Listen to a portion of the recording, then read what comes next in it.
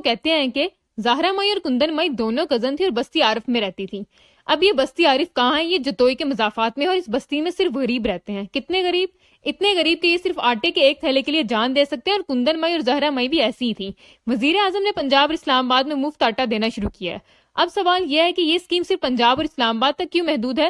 شاید وزیر اعظم کو 45 مشیروں میں سے کسی نے یہ اطلاع دے دی ہو سندھ اور بلوچستان میں لوگ آٹا نہیں کھاتے، وہاں صرف کیک کھائے جاتے ہیں، چنانچہ یہ اسکیم صرف پنجاب اور اسلام آباد تک محدود کر دی گئی. اور یہ بھی ممکن ہے وزیر اعظم خود کو صرف اسلام آباد اور پنجاب کا وزیر اعظم سمجھتے ہو اور انہوں نے باقی ملک کو زیادہ مملکت سمجھ لیا ہو. بہرحال ہم زہرا مئی اور کندن مائی کی طرف واپس آتے ہیں. یہ دونوں بھی ہفتہ 25 مارچ کو مفت آٹا لینے تحصیل جتوئی کے آٹا پوائنٹ پر گئی. لائن لمبی تھی اور آٹے کے تھیلے کم تھے، چنانچہ بھگدڑ مچ گئی. یہ دونوں زمین پر گری اور آٹے کے امیدوار ان کے اوپر سے گزرتے چلے گئے اور یہ دونوں ان کے پاؤں تلے کچلتی چلی گئی، یہاں تک کہ یہ کیما بن گئی. انہیں ہسپتال پہنچایا گیا، لیکن زہرا مئی اس وقت تک انسان کہاں رہی تھی؟ وہ کیما بن کر دنیا سے رخصت ہو چکی تھی. تاہم ڈاکٹرز نے کندن مائی کو بچا لیا. لیکن یہ بچنا بھی کیا بچنا تھا، یہ آدھی رہ چکی ہے اور اس کا آدھا وجود آٹے کے میدان کا رزق بن چکا ہے. اور یہ واقعہ کہاں پیش آیا؟ یہ اسلامیہ جمہوریہ پاکستان میں پیش آیا، وہ ملک جو پاک بھی ہے، جمہوریہ بھی اور اسلامی بھی. لہٰذا میں اگر زہرا مائی کو شہید آٹا کہوں تو یہ غلط نہیں ہوگا. کیوں؟ کیونکہ اسلامی ملکوں میں مرنے والے خود بخود شہید ہو جاتے ہیں. زہرا مائی بھگدڑ میں شہید ہونے والی پہلی خاتون نہیں ہے. شہدائے آٹا کی تعداد اب تک 8 درجن ہو چکی ہے اور بہاول نگر، منچن آباد، دیپال پور، ملتان، فیصل آباد، قصور، کوٹ ادو، تونسا، چارسدہ، بنو اور مردان میں بھگدڑ مچ چکی ہے اور ان میں درجنوں لوگ زخمی بھی ہو چکے ہیں. پشاور میں ہجوم نے فلور مل کا گیٹ توڑ دیا. فیصل آباد میں 74 برس کا بزرگ آٹے کی نظر ہو گیا. حافظ آباد میں رش نے درجن بھر لوگوں کو زخموں کے ساتھ گھر بھجوایا. کمالیا اور بہاول نگر میں لوگ ایک دوسرے کے نیچے کچلے گئے. 3 خواتین شدید زخمی ہو گئیں. قصور کے ہاکی گراؤنڈ نے پورے ملک کو پیچھے چھوڑ دیا. پولیس نے بھوک سے مارے لوگوں پر لاٹھی چارج تک کیا. کوٹ ادو میں آٹے کی لائن میں کھڑی خاتون اپنی باری سے پہلے ہارٹ اٹیک سے ماری گئی. ملتان میں بھی ایک بزرگ قطار میں کھڑا کر فوت ہو گیا. خیر پور، ٹامے والی، پتوکی اور خانپور میں مظاہرے ہوئے اور آٹے کے لیے لڑائی بھی. شکر گڑھ میں ڈنڈا وردار شہریوں نے آٹے کا ٹرک لوٹ لیا، جبکہ رحیم یار خان میں آٹا تقسیم کرنے والوں نے آٹا لے جانے والوں کو تھپڑوں کا نشانہ بنایا. اور یہ ایسے درجنوں واقعات میں سے چند ہیں، جبکہ پورے پنجاب میں ہر آٹا لائن میں یہی ہو رہا ہے. یہ واقعات 3 حقیقتیں ثابت کرتے ہیں. اول، ملک میں غربت اس سطح تک پہنچ چکی ہے جہاں لوگ آٹے کے ایک تھیلے کے لیے جان کی بازی لگا دیتے ہیں. لہٰذا آپ خود اندازہ کر لیجیے ہم کہاں کھڑے ہیں. دوم، ہم من حیث القوم نظم و ضبط اور صبر اور برداشت سے محروم ہیں. ہمارے لوگ آٹے کا تھیلا لینے کے لیے بھی قطار نہیں بنا سکتے، اپنی واری کا انتظار نہیں کر سکتے اور اپنے جیسے غریبوں کا احساس نہیں کر سکتے. اور یہ المیوں کی شکار قوم کے لیے کتنا بڑا مسئلہ ہے. اور سوم، ہمارے بیوروکریٹک اور سرکاری نظام میں اتنی بھی اہلیت نہیں رہی کہ عزت اور ڈسپلن کے ساتھ آٹا ہی تقسیم کر سکے. لہٰذا پھر سوال یہ ہے، ہماری افسر شاہی اگر یہ بھی نہیں کر سکتی تو پھر اس سارے تام جھام کی کیا ضرورت ہے؟ اور ہم ساری بیوروکریسی ختم کر کے یہ رقم غریبوں میں تقسیم کیوں نہیں کر دیتے؟ کم از کم ان لوگوں کا آٹا تو پورا ہو جائے گا. کیا قومیں ایسی ہوتی ہیں؟ کیا ملک اس طرح چلتے ہیں؟ ہم مانے یا نہ مانے، لیکن یہ حقیقت ہے، ہم سسٹم کے فیلئر کی بدترین مثال ہیں.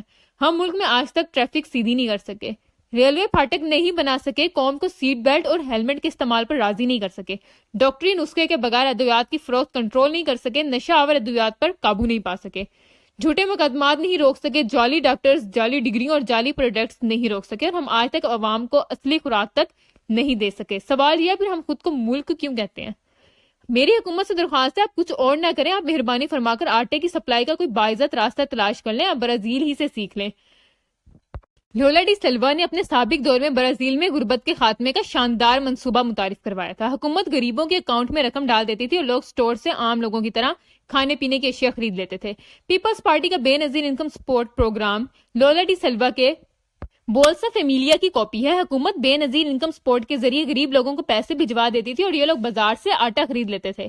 ہم یہ کیوں نہیں کر سکتے؟ ہم موبائل فونز کے ذریعے لوگوں کو پیسے بھجوا دیں اور یہ بازار سے آٹا خرید لیں. ترکی میں ہر شہر میں رضاکار موجود ہیں. حکومت انہیں اشیاء اور لوگوں کی فہرست دے دیتی ہے اور یہ رضاکار عزت کے ساتھ کھانے پینے کا سامان لوگوں کے گھروں میں پہنچا دیتے ہیں. ہم 22 کروڑ لوگوں کا ملک ہے. کیا حکومت کو 22 کروڑ لوگوں میں 2 کروڑ رضاکار نہیں مل سکتے؟ ہم ایک ہی بار رضاکار فورس کیوں نہیں بنا لیتے؟ حکومت اناؤنس کرے، لوگ خود کو بطور رضاکار رجسٹرڈ کرائیں اور حکومت آفات اور ایسی آٹا اسکیموں کے دوران رضاکاروں کی مدد لے لے. ملک میں اخوت، سیلانیل خدمت اور ریڈ فاؤنڈیشن جیسے سینکڑوں NGOs ہیں. یہ نیک نیت لوگ ہیں، حکومت ان کی مدد لے سکتی ہے. یہ لوگ نہایت ایمانداری سے رقم اور راشن تقسیم کر دیں گے اور حکومت فون کر کے تصدیق کر لے گی. اور ملک میں سرکاری اور غیر سرکاری اسکولوں کا طویل ترین نیٹ ورک موجود ہے.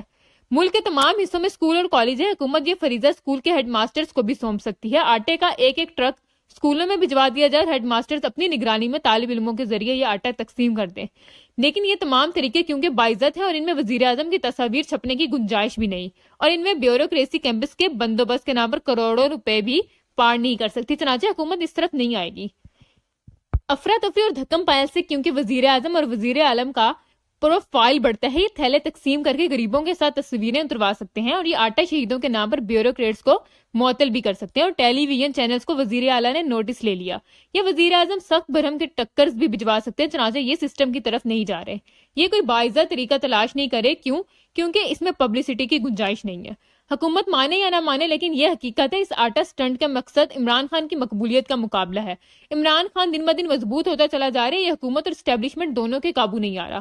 حکومت نے لاہور کا 25 مارچ کا جلسہ ناکام بنانے کے لیے ایڑی چوٹی کا زور لگایا، مگر لاہور کا جلسہ ہوا اور یہ بھرپور بھی تھا. میں عمران خان کی طرز سیاست سے اتفاق نہیں کرتا. میرا خیال ہے عمران خان کے پاس ملک کو بحران سے نکالنے کا کوئی پلان موجود نہیں. یہ اسٹیبلشمنٹ کی بھرپور سپورٹ کے باوجود اگر 3.5 سال میں کچھ نہیں کر سکے تھے تو اس بار اسٹیبلشمنٹ کے بغیر کیا پہاڑ توڑ لیں گے. مگر اس کے باوجود یہ حقیقت اپنی جگہ قائم ہے، عمران خان اپنی شہرت کے پیک چھو رہے ہیں، لوگ ان کے ساتھ ہیں، اور آج اگر الیکشن ہو جائے تو عوام عمران خان کے کھمبے کو بھی ووٹ دے دیں گے. تاہم یہ بات بھی درست ہے، عمران خان کا اگلا دور ملک کا مشکل ترین دور ہوگا. عمران خان 6 ماہ نہیں نکال سکیں گے اور ان 6 ماہ میں ملک بحیرہ عرب میں تیر رہا ہوگا. مگر اس حقیقت کو اس وقت کون سنے گا، کون مانے گا؟ لوگوں کے پاگل پن کو ایک ہیرو چاہیے، اور عمران خان اس وقت ہیرو ہیں، اور پوری ریاست اور پوری حکومت مل کر بھی عمران خان کا قد چھوٹا نہیں کر پا رہی. عمران خان روزانہ کی بنیاد پر بڑے ہوتے چلے جا رہے ہیں، اور وزیر اعظم اگر ایسی درجنوں آٹا اسکیمیں بھی شروع کر لیں تو بھی عمران خان کا مقابلہ نہیں کر سکیں گے.